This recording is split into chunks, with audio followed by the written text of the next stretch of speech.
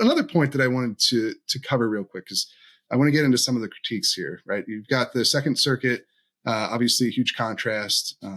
One thing that I saw, and I think you were even debating this a bit on Twitter with Jake Charles, who's an associate professor that we've had on the show before, who is perhaps on the other side of this argument from you.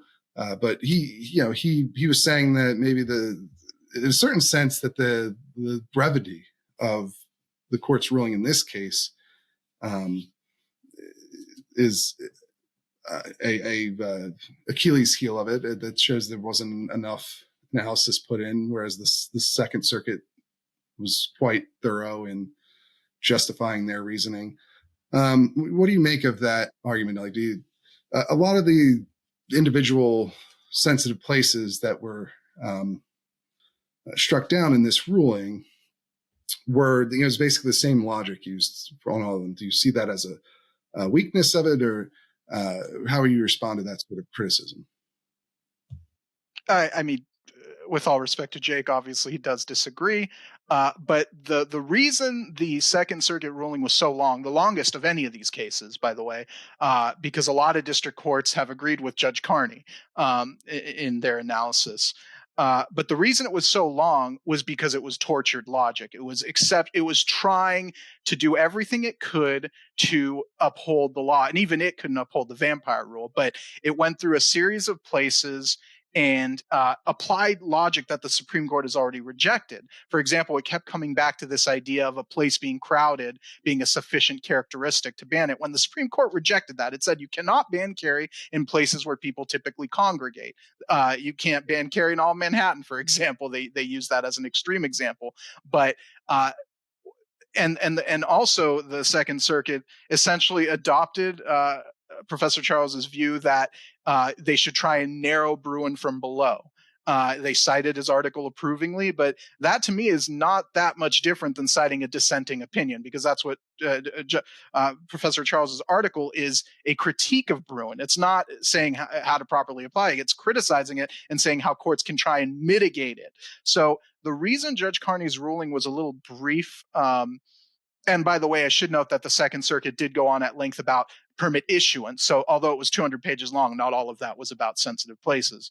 But the reason Judge Carney's ruling was more brief is because Bruin, when applied fairly, and I know I'm an advocate, but when applied fairly is not a complex analysis, especially when it comes to places in the sensitive places context that existed in the past. Like I said before, when a place existed and carry wasn't banned, the Supreme Court tells us that is relevant evidence that the modern law is unconstitutional. And so you kind of see this the opposite way, essentially.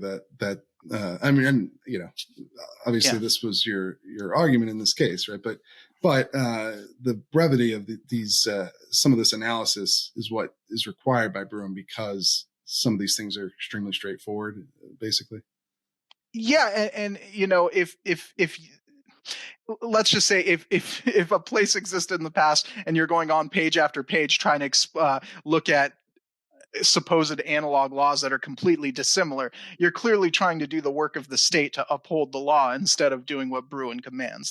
That's my take on the Second Circuit opinion. It's a bad ruling that I think will be reversed. We'll see when. Maybe the Supreme Court will wait till after a final judgment, but I think it will be reversed. And in fact, we had Justices Alito and Thomas refer to the district court opinion, which the Second Circuit reversed, as a thorough ruling. So that's, at least some praise for it, I think. At least that's how I read that.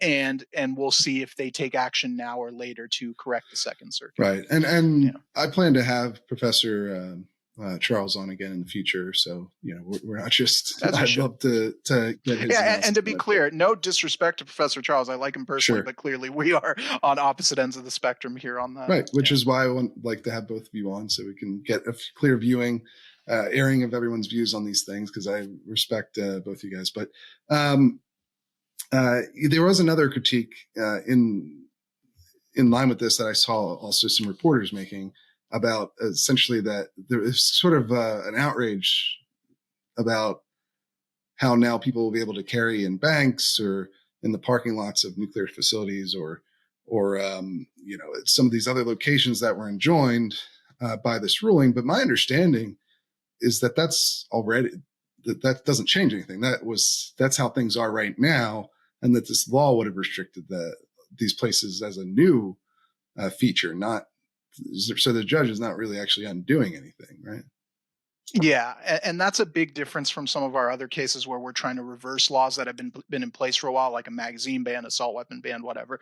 But here we are just trying to stop a law that goes into effect January 1st, and it was kind of disheartening to me to see some people who maybe I disagree with, but otherwise respect, who know better, playing along with this and basically saying this judge allowed carry in these places. No, what this judge did was stop California from banning carry in these places because it's always been allowed. People have always, tens of thousands of people have carry permits in California, and they've carried in places like banks and hospitals and playgrounds and parks without issue this whole time. And the state has not shown any evidence to counter that. So I think what you have is a lot of ignorance, even within California, of people who don't realize that carry permits, aside from the LA, San Francisco sort of areas, have been freely issued for years. And by the way, if you get a carry permit in San Bernardino County or Riverside County, you can carry in San Francisco and LA this whole time. That's one of the other ridiculous things about it. So you could travel to those cities and carry, just their own residents couldn't get permits. Right. Yeah. So it's always been a little silly. And it doesn't change it. Like, I think banks was a big focus in this aspect for whatever reason. And you also, it doesn't change anything about how a bank itself could say that you can't carry a gun there if it wanted. Like, the banks can still do that if they want to. And it just seems like in California, just to be clear on this, I'm in Virginia and I carry in Pennsylvania and I'm getting my DC permit. I'm on the other side of the country here, but I believe it's exactly the same in that a bank could ban carry if they want to, like any private property could. But otherwise, if you have a permit, you're allowed to carry there, and it's not an uncommon thing. Yeah, one of the things we argued, which was kind of amusing, is we argued that not only could California not show a historical tradition of banning carrying banks, they couldn't show a modern tradition of banning carrying banks, because until Bruin, not one state banned carrying banks. Not one. There was a couple that had weird rules, like one was only open carry and the other was only concealed carry. I think it was Nebraska and one other state. But other than that, no state restricted carrying banks. There was up to 2022, none did. So the idea that this was some crazy ruling, it's more about ignorance, I think, and skies falling social media panic than it is based on anything real.